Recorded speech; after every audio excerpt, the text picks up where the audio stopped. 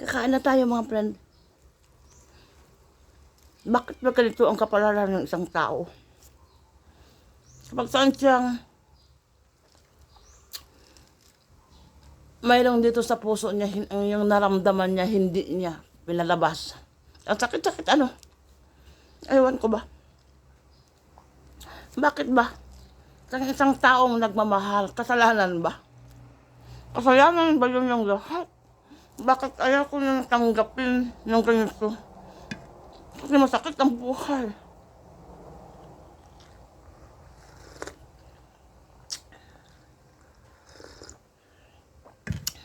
Kapag nandito nang mayroong naramdaman sa puso, iinom ko na lang ng kape.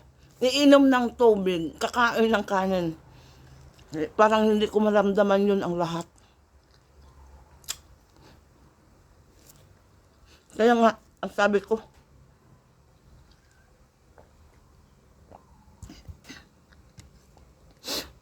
gusto ko na lang mawala sa mundo. Pero, kasalanan man yan sa Panginoon kapag kinukuting mo yung buhay mo. Kasi yung buhay natin hindi sa atin, iyas ng Panginoon. Kaya hindi natin gagawin yun. Maraming salamat na lang po kay mayroon akong Diyos sa puso. Bye-bye.